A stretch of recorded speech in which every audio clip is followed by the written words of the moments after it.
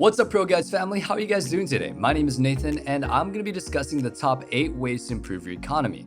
As we all know, economy in CSGO is really important, and these 8 tips are going to help you guys manage just that. Before we get into it though, you probably guessed it already, it's time for our question of the day. Today's question being, what is your favorite anti-eco gun? Mine has either got to be the XM or the MP9. I think the MP9 is just an amazing gun, especially for the price, but at the same time the XM is just so fun to play around with. And if you do manage to get kills with these guns, you'll have an enormous amount of money. But what about you though? Let us know in the comments down below. Anyway, I'm going to start off by talking about how the economy works and why it's so important to manage it properly. In CSGO, your chances of how likely you're winning each round are decided on which team has the better buy. If your team has a full buy and the enemy is forced in eco, in theory, you should never really lose that round. In practice, it feels a little bit more random and feels depending on whether or not that one guy may or may not be cheating, hits 3-1 deeks in a row or not. But even then, you have had to mess up at least somewhere to let that happen. What we're saying is that if your team has a better buy, you should usually end up on top. So making sure that you can have a solid buy as many times as you can in each half should be your priority when managing the economy. You also have teams who are force buying a lot, which sometimes usually works out, but even then, that doesn't really mean that it's a good decision per se. You could in a way compare it to gambling in a casino. Sure, some days you might walk away with some extra money, but most of the time, and if you continue playing long enough, you'll see that you're going to be losing more than you win, and that's just because that's how the odds are. Somewhat kind of fitting to compare CSGO to a casino though, because I definitely had a gambling addiction at one point when it just came to re-rolling guns. The reason I say force buying is similar is because when you have a worse buy with much less options and your opponents have the ability to easily mow you down with better weapons, you should be losing that maybe 8 out of 10 times, but the other 2 out of 10 you could magically come out on top. So remember, if that 2 out of 10 does happen, it doesn't mean that it was an amazing call, it's just that it worked. Now that you get why having a good economy is key to winning more games in Counter-Strike, let's go ahead and get right into the tips. Our first one is CT specific, and it's not buying a helmet when you expect to go up against AKs and your cash is tight. Having a helmet on CT side can really make a big difference. Instead of just being able to be one-tapped by P250 for example, you'll only be taking about 80 damage, which means you're not one-shottable. Without helmet, even Glocks are very lethal, and just as much as they are in any pistol rounds. So having a helmet in rounds where your opponents have a low buy with SMGs, pistols, or Galils is really important and will be a deciding factor in whether or not you win the gunfights. However, when you're not on top against one of these buys and instead you're up against AKs and ops, then a helmet isn't as necessary.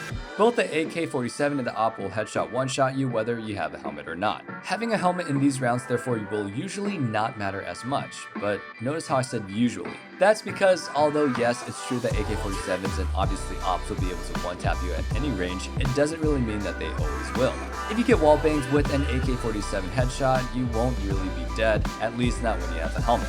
So theoretically, some people might think that helmets aren't completely useless even when you're fighting only AKs. Not only can it make a difference between life or death though, when getting wallbanged, even when it usually doesn't, you'll survive the one shot regardless, even with some extra damage taken. Then you'll be able to get a really heavy aim punch, and it will be extremely difficult to convert that to get a kill on your opponent. That leaves us at a following conclusion. Not buying a helmet on CT is an option that can save you $350. But like a real economics lesson, saving that $350 is opportunity cost for being able to be one shot when you're wallbanged. And lastly, you should always remember that if you win the round and survive but did take damage, you'll need to reinvest that $1,000 to get yourself a helmet regardless, as you're now likely up against a worse buy on T side, and you can't really rebuy a helmet for $350 it cost it initially because your armor is damaged. Not buying a helmet is therefore an option that can temporarily save you some money one round, and when you really need that extra smoke and when you need that win, that extra $350 can really come in clutch. Another option you have is not buying a helmet on T side. Not buying a helmet on T side is much riskier than it is on CT side, but it can still be effective. Not buying a helmet on T side, much like it is the case on CT side, should only ever be done when your money is tight, especially if you have the option of buying a Galil or SMG with a Kevlar plus helmet or an AK-47 without just a Kevlar vest and no helmet. If you're confident in your aim, and hopefully you are, and think that you're able to headshot your opponent before they can headshot you, buying a vest without a helmet is a really good option. Another option that can work is that if you buy Galil and you're not in an amazing position either because neither you or your opponent can one-tap each other, you can save a lot of money. In that case, it just really comes down to which weapon you feel more comfortable with. And I think most people will definitely prefer the AK, and if you don't, then what are you doing? So if that sounds at all appealing, and if you hate using the Galil, remember it's an option, although never optimal, of course. Something else that's really important is saving guns on CT side. Saving guns is when you give up on winning one round because it's already unlikely in order to have a better chance of winning the following one. If you're a B anchor on Mirage and your opponent just ran down A and killed both your defenders there, leaving you in a 3v5 retake, you probably shouldn't be winning that round, but you can force a retake if you believe that you're confident enough. But honestly, it would have to be pretty spectacular and pretty chaotic. Because as long as your opponents don't mess up, it should be pretty easy trades ending at a 0v2 at worst. So in that scenario, you guys will end up losing your gun, which may result in the loss in the next round. So you'll lose 2 rounds regardless. In general, if you think that you're more likely to lose the clutch than you are to win it, then there's no shame in saving your guns and trying to get in the next round. In fact, it's usually a better decision.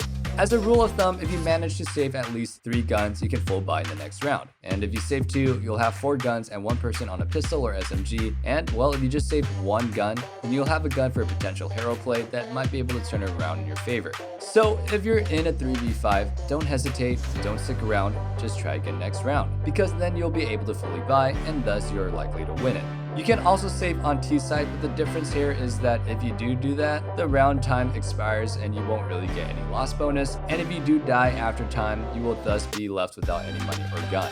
Therefore, it's a lot riskier, and this isn't really as rewarding either, because even if you do successfully save, your team's economy will be in a weird spot, where everyone will not have equal money. If it's not the better of the 2 options though, and instead the next scenario where you die after time, then you won't really have enough money to buy next round, even if you do full eco. So let's just say that you might want to avoid that. The next step actually also closely relates to saving, and that's exit fragging. Exit fragging is when you kill the terrorist trying to hunt you or trying to exit the bomb site when the bomb is about to explode. Exit fragging can be really good because it will hurt your opponent's economy while also building your confidence, which I think is even more important. But there are a few things that you will have to remember. Firstly, always prioritizing saving your own gun and working on your own economy before trying to ruin your opponent's. If your own economy is already solid and you have over 10k in the bank, then yeah, sure, you won't really have to be as worried as surviving as when you only have 500 left, but that's just not usually the case. For exit fragging, I'd recommend you guys find spots and find yourself able to get 1 kill or 2 and then be able to fall back further and stay alive. That way you can survive the round while simultaneously forcing them to rebuy. The goal of exit fragging is not, or at least should not be, a stat pad, but instead to keep your enemy's money low, and just making sure that you'll be able to break the economy with just 1 or 2 round wins.